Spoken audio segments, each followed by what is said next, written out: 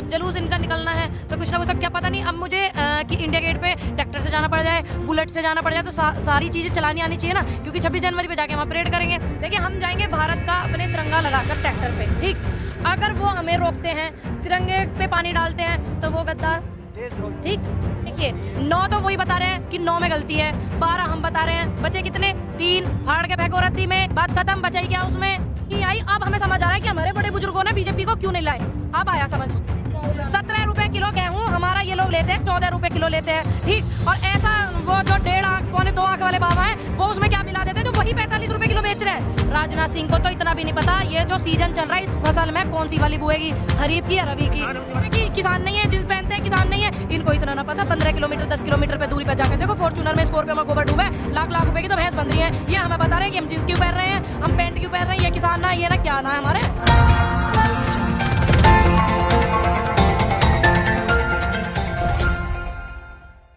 मेरा नाम पूनम पंडित है और मैं इंटरनेशनल शूटर हूँ, शूटिंग की प्लेयर हूँ और अखिल भारतीय पंचायत संगठन की राष्ट्रीय प्रवक्ता हूँ। ये अब जलूस इनका निकलना है तो कुछ ना कुछ, तो क्या पता नहीं अब मुझे कि इंडिया गेट पे ट्रैक्टर से जाना पड़ जाए, बुलेट से जाना पड़ जाए, तो सारी चीज़ें चलानी आनी चाहिए ना, क्योंकि 26 जनवरी पे जाके वहाँ परेड करेंगे, तिरंगा ले जाके लगा के झंडा ट्रैक्टर पे, और जाएंगे वहाँ परेड में शामिल होने। पता नहीं कौन सा रास्ता बंद कर दें, कभी छोटा वाहन ले जाना पड़े, कभी बड़ा ले जाना पड़े, तो इसलिए कर रहे हैं उसकी तैयारी। 26 जनवरी के लिए तो पहले भी नहीं रोका उन्होंने, अब ऐसी क्या बात? अब तो रोकेंगे, आप देखना, अब वो जरूर रोकेंगे, आप भी देखना और हमें भी फिर बताना, लेकिन हम रुकेंगे नहीं, क्योंकि देखिए हम इस हिंदुस्तान के वासी हैं, भारत के वासी हैं, उनको ही थोड़ी ना हक है कि वही जा सकते हैं परेड में, वही शामिल हो सकते हैं, नेता अभिनेता यही हो सकते हैं, हम भी तो हो सकते हैं, हमें भी हक है, क्यों नहीं है, क्योंकि हम भी इस देश के वासी हैं।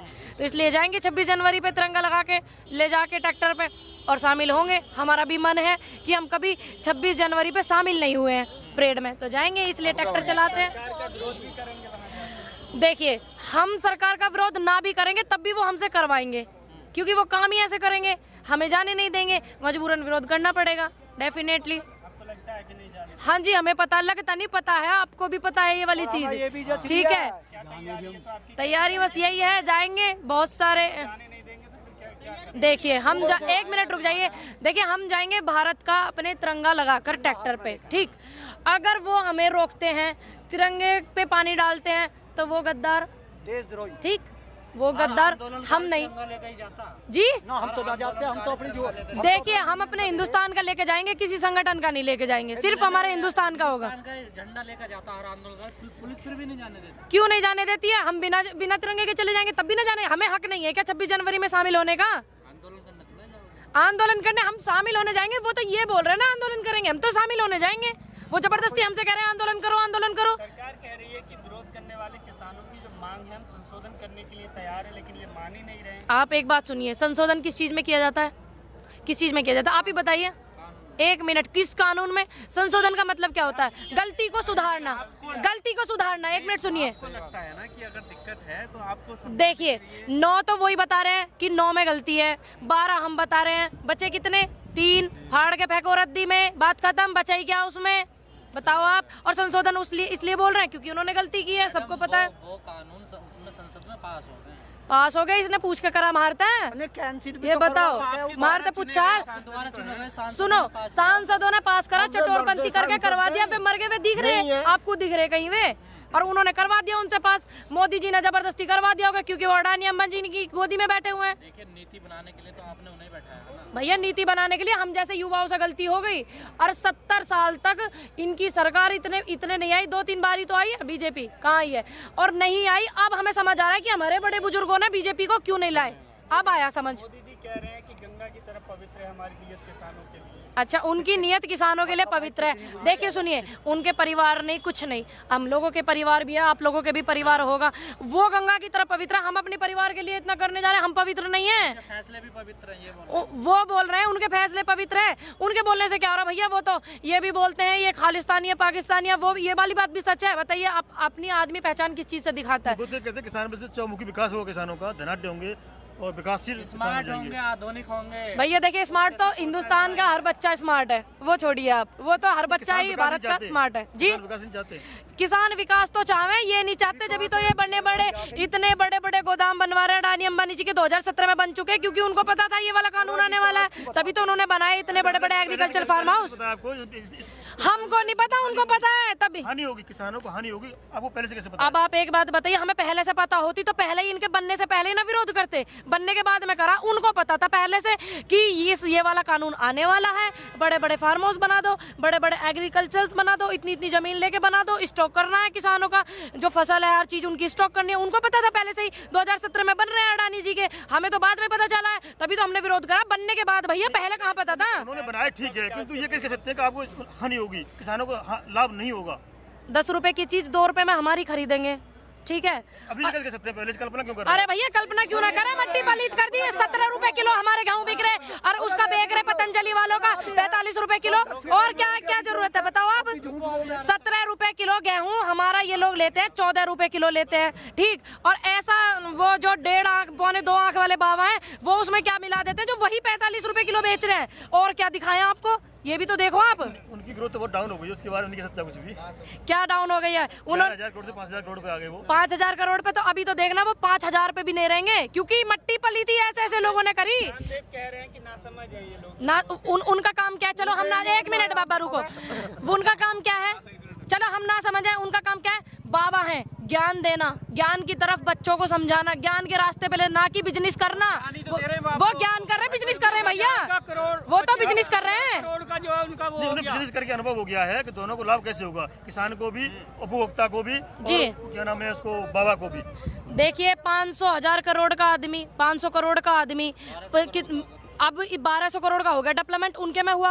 और हम लोग जो हमारे गेहूं बिकते थे 3-3 हजार रुपए में, अब 1500 रुपए में। अब देखिए आप, विकास उनका हुआ है, हमारा हुआ। अब ये वाली बात आप ही सोच लीजिए। नहीं ये पुरानी नहीं बताओ, आप ही बताओ। किसको दिया भैया? तेरे खाते में आए, तेरे खाते में आए, किसानों के खाते में आएंगे। भैया हमारे नहीं आए, हम भी किसान हैं। चाहे इतनी सी जमीन है मेरे नाम पे है, फर्ज निकाल के देखो, मेरे तो नहीं आए।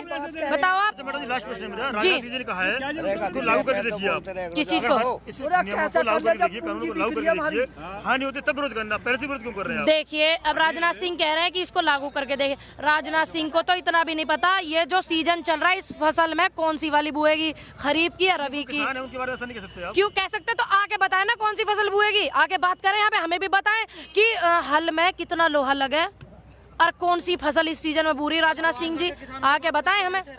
राजनाथ सिंह जी द्वारका के किसानों से बात कर रहे हैं, यहाँ क्यों नहीं आ रहे हैं?